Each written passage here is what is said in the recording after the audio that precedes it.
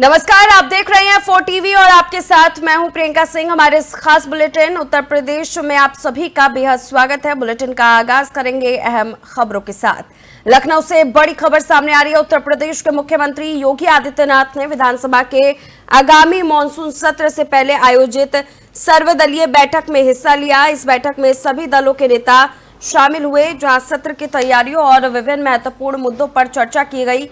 मुख्यमंत्री ने संवाद और सहयोग के जरिए राज्य के विकास को आगे बढ़ाने पर जोर दिया। चलिए अब रुक करेंगे लखीमपुर खीरी की ओर, जहां पर कानून व्यवस्था को और बेहतर बनाने के मकसद से एसपी संकल्प शर्मा ने पुलिस अधिकारियों के कार्यक्षेत्र में अहम बदलाव किए हैं। सीओ सिटी रमेश कुमार तिवारी को अब गोला सर्किल की जिम्मेदारी दी गई है, जबकि नवागत under trainee IPS Vivek Tiwari को सीओ सिटी का चार्ज सौंपा गया है। वहीं धौरहरा सीओ शमशेर बहादुर सिंह ने निघासन का अतिरिक्त प्रभार हटा लिया गया है। अब निघासन सर्किल की कमान सीओ शिवम कुमार को दी गई है। तो थाना बढ़ापुर क्षेत्र की पहाड़ा नदी में उस वक्त अफरा तफरी का माहौल हो गया जब नदी पार करते समय एक बैल बुग्गी अचानक पलट गई। बुग्गी में सवार सभी 5 लोग किसी तरह सुरक्षित निकल आए। हादसे का वीडियो किसी ने रिकॉर्ड कर लिया और वो अब सोशल मीडिया पर तेजी के साथ वायरल हो रहा है।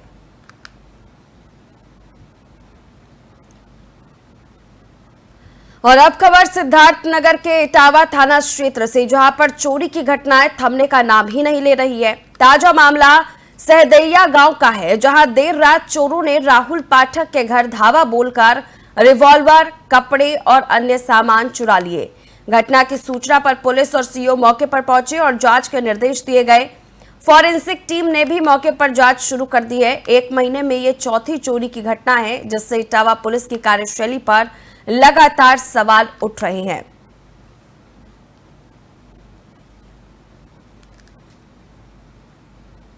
चलिए अब बात करेंगे बिजनौर की, जहां पर थाना हल्दौर क्षेत्र के मलपुरा गांव में उस वक्त हड़कंप मच गया जब गन्ने के खेत में 14 दिन से लापता युवक जितेंद्र का शव पड़ा मिला।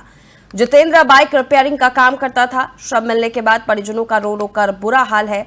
उन्होंने हत्या की आशंका जताई है। सूचना पर पहुंची पुलिस ने शव को कब्जे में लेकर पोस्टमार्टम के लिए भेज दिया है और मामले की जांच शुरू कर दी गई है।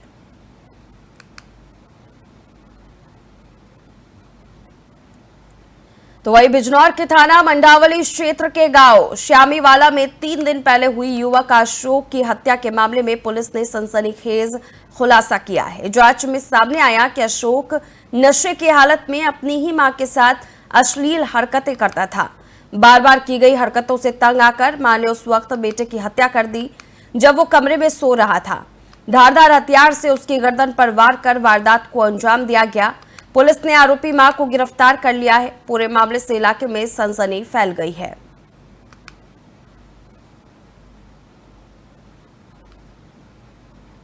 थाना मंडावली क्षेत्र के ग्राम श्यामीवाला में दिनांक 7 अगस्त को मृतक अशोक की हत्या के संबंध में अभियोग पंजीकृत हुआ था। इसमें घटनास्थल के निरीक्षण के दौरान ही कुछ इंपॉर्टेंट क्लूज मिले थे। उन्हीं तथ्यों के आधार पर परिवारजनों से पूछताछ की गई तो मृतक की मां ने बताया कि इसका पुत्र अविवाहित था और अत्यधिक नशे का आदी था। इसी नशे में उसने अपनी मां के साथ अनैतिक कृत्य भी किया था। घटना वाले दिन ये करीब 11 बजे अत्यधिक नशे के सेवन के बाद आया। उसने पुनः इस बात का प्रयास किया। इस माँ पहले से ही इसके इस कृत्य से क्षुब्ध रहती थी। उस दिन उसको बहुत गुस्सा आया। जब भी गहरी नींद में सो गया तो इसने घर में रखी दराती से उसके गले और गर्दन पे, गले पे और चेहरे पर कई बार किए, जिससे उसकी मृत्यु हो गई। अभियुक्ता की साड़ी पर कुछ खून के छींटे लग गए थे, उसको इसने हटा दिया था। पूछताछ के बाद अभियुक्ता की निशानदेही पर उस साड़ी को बरामद किया गया है और गिरफ्तार करके जेल भेजा जा रहा है। वैधानिक कार्रवाई कराई जा रही है। तो मैनपुरी के बेवर थाना क्षेत्र के ग्राम वानकिया स्थित मशरूम कोल्ड स्टोर में रविवार सुबह भीषण आग लग गई। 7 मंजिला इमारत में आग इतनी तेजी से फैली कि देखते ही देखते कोल्ड स्टोर में अफरा तफरी का माहौल हो गया। सुबह करीब 6 बजे कर्मचारियों को आग लगने की जानकारी मिली, जिसके बाद दमकल विभाग को सूचना दी गई। राहत कार्य जारी है। मौके पर अपर पुलिस अधीक्षक अरुण कुमार और क्षेत्राधिकारी संतोष कुमार भी पहुंचे। शुरुआती अनुमान के मुताबिक करीब 20 करोड़ रुपए का नुकसान हुआ है। पुलिस और फायर विभाग के अधिकारी लगातार इसके कारणों की जुटे हुए हैं। आज सुबह लगभग 6:30 बजे बेगड़ थाना पुलिस को सूचना मिली कि कपिल मुनि एग्रो फूड कोल्ड स्टोरेज में आग लग गई है। यह कोल्ड स्टोरेज करकिया जीटी रोड पर स्थित है। तत्काल पुलिस मौके पहुंची और यहाँ पे तत्काल कंट्रोल रूम को सूचना दी गई, जिससे फर्रुखाबाद, कन्नौज और मैनपुरी की जो फायर ब्रिगेड गाड़ियाँ हैं, लगभग 8 गाड़ियाँ मौके पे आ गई हैं। इस कोल्ड स्टोरेज में कुल 10 ब्लॉक हैं और जिसमें 70 चैम्बर बने हुए हैं, जिसमें मशरूम की खेती होती है। डेली का प्रोडक्शन इसमें लगभग 1 टन मशरूम होती है, क्योंकि लकड़ी के चैम्बर बने हुए हैं और आग लगभग हमको लग रहा है कि आधी रात में लगी होगी। तो आग काफ़ी भयंकर थी और इस समय देख रहे हैं आप 8 गाड़ियाँ निरंतर पानी का इसमें प्रवाह कर रही हैं, तो आग को लगभग कंट्रोल में कर लिया गया है। अब इसके बाद जो है यहाँ पे और फायर ब्रिगेड गाड़ियाँ आ रही हैं, अभी आगरा की आ रही हैं और कानपुर से आ रही हैं। तो अभी कोई जान की कोई हताहत नहीं हुआ है, लेकिन इसमें जो रखे मशरूमें थी और जो और सामान था वो लगभग जल गए हैं। और इसके बाद जो इनकी लगी होगी, जो अपना इनकी कार्रवाई होगी। कारण तो सिर्फ इलेक्ट्रिकल फॉल्ट है कहीं। अच्छा। और जो ऊपर पंखे लगते हैं ना जी, वहीं से ऊपर से ही आग नीचे आई। और क्योंकि दीवारों में थर्मोकोल होता है, थर्मोल जानते ही कितनी ज़बरदस्त पकड़ता है, थर्मोकोल से ही आग लगे। अभी ये चैम्बर बचाने की कोशिश कर रहे हैं, लेकिन देखते हैं कोई फायर ब्रिगेड तो यहाँ। कितने सालों से लगभग यहाँ के उत्पादन किया जा रहा है? 8 साल हो रहे हैं। 8 साल हैं। अभी कम थी, क्योंकि साल में एक दफ़ा 2-3 महीने के लिए ये बंद किया जाता, तो अभी करीब 4-5 टन पे था पर डे। और स्टार्टिंग तो 8-10 टन 10-15 टन का प्रोजेक्ट 15 टन का, लेकिन अभी इतना इसमें नहीं था। सुबह हमें करीब 5:30-6 बजे पता चला जी कि जैसे हम तो आश्रम पे थे, जी। वहाँ से मुझे पता चला जी कि यहाँ पर आग लगी। तो वहाँ से आए, देखा पूरा, फिर इन्फॉर्म जी। किया, साथ पुलिस को इन्फॉर्म किया। जी। तो इनके आए तो हैं वाटर वो, लेकिन उसने इफेक्टिव नहीं है, पूरे इफेक्टिव नहीं है। पहले वाले आए, शुरू में आए जी। वो तो ऐसे ही खड़े रहे। अच्छा। बाद में एक आया तो एक दो चल रही इनकी मशीन। जी अगर अगर ये चारों तरफ से अगर प्रेशराइज वाली होती, जी लिफ्ट वाली होती तो कंट्रोल किया जा सकता। अभी ये तो अनकंट्रोल से बाहर है ये, और ये पूरा हमारा भरा हुआ है पूरा मशरूम। लगभग इसमें कितना टन माल होगा? टन में तो हमें नहीं बता सकते कितना टन होगा, लेकिन पूरा भरा होगा करीब 20 से 25 करोड़ का माल भरा होगा। 20 से 25 करोड़ का। अच्छा। आज सुबह लगभग 6:30 बजे बड़ी खबर मैनपुरी से सामने आ रही है, जहां कन्नौज से जयपुर जा रही एक रोडवेज बस अनियंत्रित होकर के पलट गई। हादसा दन्नाहार थाना क्षेत्र के पास हुआ, जिससे बस में सवार 1.5 दर्जन से ज्यादा यात्री घायल हो गए हैं, जिनमें कई बच्चे भी शामिल हैं। घटना के बाद मौके पर पुलिस पहुंची और राहत कार्य शुरू किया गया।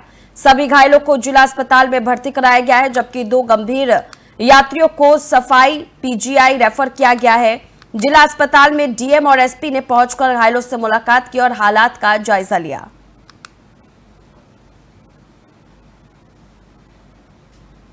वहीं दिल्ली के बख्तावरपुर अंडरपास के पास पुलिस द्वारा की जा रही चेकिंग के दौरान उस समय हड़कंप मच गया, जब 2 संदिग्ध कारें पुलिस को देखकर सर्विस रोड की ओर भागने लगी। पीछा करने पर एक कार पेड़ से जा टकराई और उसमें सवार बदमाशों ने पुलिस टीम पर जान से मारने की नियत से फायरिंग शुरू कर दी। आत्मरक्षा में की गई जवाबी कार्रवाई में 2 बदमाश गोली लगने से घायल हुए।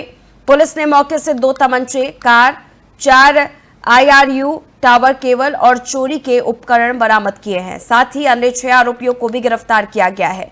पूछताछ में आरोपियों ने दिल्ली, गुड़गांव और गाजियाबाद से टेलीकॉम उपकरण चोरी की बात स्वीकार की है। घायलों को इलाज के लिए अस्पताल भेजा गया है और पुलिस आवश्यक विधिक कार्रवाई में जुटी हुई है। तो बिजनौर के थाना कोतवाली देहात क्षेत्र के नजीबाबाद हाईवे रोड पर गांव सिकंदरपुर के पास तेज रफ्तार और बेकाबू रोडवेज बस ने बाइक सवार 2 युवकों को जोरदार टक्कर मार दी। हादसे में दोनों युवकों की मौके पर ही दर्दनाक मौत हो गई, जिससे इलाके में भारी शोक व्याप्त है। सूचना पाकर पुलिस मौके पर पहुंची और शवों को कब्जे में लेकर पोस्टमार्टम के लिए जिला अस्पताल भेज दिया गया है। साथ ही पुलिस ने बस चालक और बस को कब्जे में ले लिया है। पुलिस घटना की गहन जांच कर रही है। आज रात्रि में लगभग 8:30 बजे के आसपास कोतवाली देहात थाना क्षेत्र के ग्राम सिकंदरपुर मोड़ के पास हाईवे पर धामपुर डिपो की एक रोडवेज की अनुबंधित बस और एक मोटरसाइकिल पर सवार 2 युवक आपस में टकरा गए। दुर्घटना के फलस्वरूप मोटरसाइकिल पर सवार दोनों युवक गंभीर रूप से घायल हो गए। सूचना प्राप्त होते ही स्थानीय पुलिस द्वारा तत्काल गंभीर रूप से घायल दोनों युवकों को CHC कोतवाली देहात ले जाया गया, जहां चिकित्सक द्वारा उन्हें मृत घोषित कर दिया गया। दुर्घटना में मृत युवकों के परिजनों को स्थानीय पुलिस द्वारा सूचित कर दिया गया है। उनकी पंचायतनामा पोस्टमार्टम की कार्रवाई प्रचलित है। दुर्घटना कारित करने वाली धामपुर डिपो की अनुबंधित रोडवेज की बस और उसके चालक को हिरासत में ले लिया गया है। अग्रिम वैधानिक कार्रवाई प्रचलित है। आज रात्रि में लगभग 8:30 तो आजादी के बाद भारत में हर तरफ विकास की बातें होती है, लेकिन उत्तर प्रदेश के पीलीभीत जिले के नवदिया सितारगंज गांव की सड़कों की कहानी कुछ और ही है। करीब 30 साल से यहां की कच्ची सड़क खराब हालत में है और हर बारिश के बाद ये कीचड़ में तब्दील हो जाती है। बच्चे गिरते गिरते स्कूल पहुंचते हैं, बीमारों को अस्पताल ले जाना एक चुनौती बनती जा रही है और मृतकों को शमशान घाट तक पहुंचाना भी मुश्किल हो जाता है। मुस्लिम समुदाय के लोग भी इस रास्ते की बदहाली से परेशान हैं, क्योंकि नमाज के लिए जाना कठिन हो गया है। कई चुनावों में जनप्रतिनिधियों ने सड़क बनाने का दावा तो किया, वादा भी करके गए, लेकिन अब तक कोई काम नहीं हुआ। अब ग्रामीण आक्रोशित है और कह रहे हैं कि 2027 के चुनाव में अगर सड़क नहीं बनी तो वे वोट ही नहीं देंगे और धरना प्रदर्शन भी करेंगे। सवाल यह है कि क्या जिम्मेदार इस समस्या को गंभीरता से लेंगे या फिर इस हालत में ग्रामीणों को ही जीना होगा। इस पर हमारे संवाददाता ऋतिक द्विवेदी ने मौके पर पहुंच करके इस पूरे मामले की जानकारी दी है। जरा सुनिए क्या कुछ कह रहे हैं। उत्तर प्रदेश में भाजपा सरकार बनने के बाद में योगी सरकार ने सीधे सीधे तौर पे कहा था कि यूपी की सारी सड़कें गड्ढा मुक्त होंगी, लेकिन आज हम एक ऐसे गांव में खड़े हैं जहां के हालात बद से बदतर बने हुए हैं। यहाँ की जो रोड है वो लगातार 30 सालों से तस्की-तमस बनी हुई है। हालांकि जो लोग हैं वो लगातार ऐसे ही समस्या का सामना कर रहे हैं। नेता विधायक भी आते हैं और वोट लेकर चले जाते हैं, लेकिन कोई भी इस समस्या को लेकर गंभीर नहीं हुआ है। आपको तस्वीरें दिखाना चाहूंगा। तस्वीरें पीलीभीत जिले के बीसलपुर तहसील के गांव नवदिया सितारगंज की है। लगातार जो ये समस्या है वो 30 साल से बताया जा रहा है और जो गांव की आबादी है वो भी काफी बढ़कर है। साथ में जो मुस्लिम समुदाय के लोग हैं वो भी भारी मात्रा में यहाँ पर रहते हैं। ऐसे में नमाज को जब वो जाते हैं तो वो इस समस्या से होकर जाते हैं। इसके साथ ही सावन के टाइम में जो कांवड़सी होते हैं, जो कांवड़ लेकर आते हैं, वो भी इसी रूट से आते हैं, क्योंकि ये बीसलपुर से डायरेक्ट बरेली को शॉर्टकट रास्ता बताया जा रहा है। हमारे साथ गांव के तमाम लोग हैं, उनसे बात करेंगे और जानेंगे कि क्या कुछ कहना है उनका इस पूरे मामले को लेकर। क्या नाम है आपका? वासिफ खान। कब से समस्या है ये? समस्या हमने जब से वो हमारा जो समस्या देख रहे हैं। जब नेता आते हैं, विधायक आते हैं, सांसद आते हैं, सभी ये कह के जाते हैं आज अब की हो जाएगा, अब की बन जाएगा। हर बार का ये है, जो भी नेता आता है वो यही कहता है हाँ अब की बार इलेक्शन होने दो, इलेक्शन हो जाएगा, हम जीत जाएंगे तभी हम ये रोड बनवा देंगे। अब थोड़ा एक टुकड़ा बनवा दिया सितारगंज में और बाकी ये इधर का छोड़ दिया।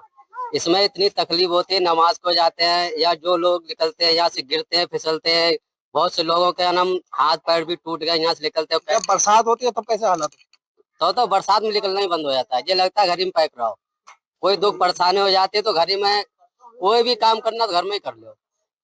अगर घर में कोई बच्चा या घर में कोई बीमार है तो डॉक्टर बुलाओ, डॉक्टर तक आने मना कर देता है। बरेली को भी ये रोड जो है बीसलपुर से मिलता है, तो लोग आना जाना इधर से भी होता है। इधर से आना जाना होता है। उधर अगर कोई भी दिक्कत होती है तो सारी गाड़ियां इधर से निकलती हैं। मतलब दिक्कत अगर कभी हाईवे जाम होता है तो इधर से लोग निकलते हैं। सारी गाड़ियां इधर से निकलते हैं, लोग भी इधर से निकलते हैं। अब क्या कहेंगे, अगर नेता आएंगे, चुनाव होने वाला है आगे, तब क्या कहोगे? चुनाव आने वाला है, दिखाएंगे भाई देखो।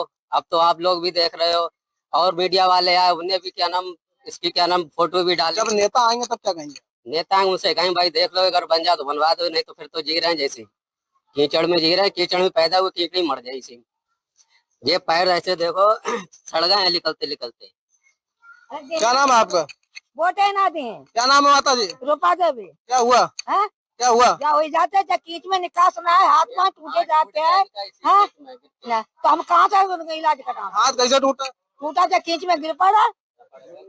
कब से है समस्या है कीचड़ की? 30-35 साल के हो गए। तो कहाँ से तुम्हें वोट मांगना होते है? वोट ले लेते, हाँ बनवा दे, अब भी ना रोड बनी। तो अब की बार जब चुनाव होगा नेता आएंगे तब का कहूँगी? तो जा कहें कि पहले रोड बनवा दे तब वोट लेके जाओ। उनने कहा ठीक है बनवा देंगे, वोट दे दो फिर। बनवाओ, पहले बनवाओ तब वोट लियो। ये थे हमारे इस गांव नवदिया सताजगंज के प्रधान। इनका भी कहना है कि लगातार इन्होंने भी जो गन्ना राज्य मंत्री है संजय सिंह गंगवार, उसके साथ में जो बीसलपुर विधायक है विवेक वर्मा और जो सांसद है जितिन प्रसाद, सबसे लगातार उनने प्रयास कर रहे हैं कि ये रोड बन जाए, लेकिन जो रोड के हालात हैं वो तस बने हुए हैं। हालांकि जो यहाँ के लोग हैं उनका साफ तौर पर कहना है कि जो अब आने वाले 2027 का चुनाव होगा उसमें वो बैनर टांग देंगे और उसमें सीधे सीधे लिख देंगे कि अगर ये रोड नहीं हुआ तो वोट नहीं मिलेगा। वीडियो जर्नलिस्ट कपिल गुप्ता के साथ मैं ऋतिक द्विवेदी, पीलीभीत। उत्तर प्रदेश में भाजपा सरकार बनने के बाद में तो वही प्रयागराज में गंगा और यमुना नदियों का जल स्तर कम होने का नाम ही नहीं ले रहा है, जिससे स्थानीय लोगों को बड़ी राहत मिली है। आपको बताते हुए चले कि पिछले दिनों भारी बारिश के कारण नदियों का जलस्तर बढ़ गया था, लेकिन अब धीरे धीरे कम हो रहा है। इससे बाढ़ का खतरा कम होता नजर आ रहा है और इलाके में मौसम में सुधार के संकेत भी मिले हैं। प्रशासन ने भी नदी के आसपास के इलाकों में सतर्कता बरतने का आदेश जारी रखा है ताकि स्थिति नियंत्रण में बनी रहे।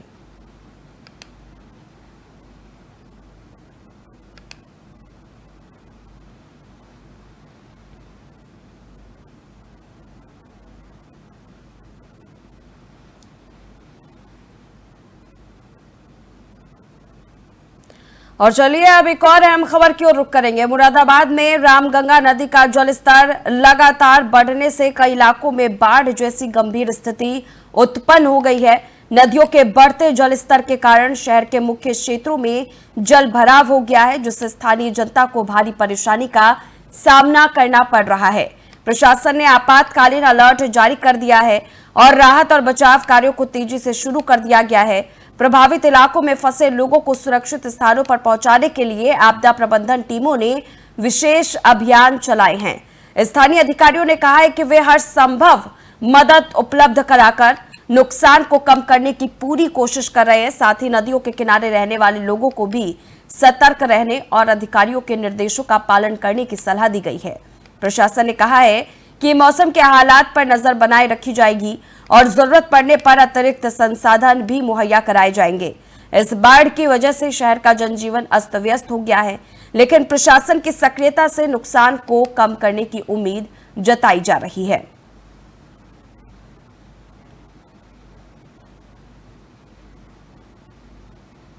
तो फिलहाल इस खास बुलेटिन में बस इतना ही। रुकेंगे एक छोटे से ब्रेक के लिए। ब्रेक के उस पार खबरों का सिलसिला जारी है।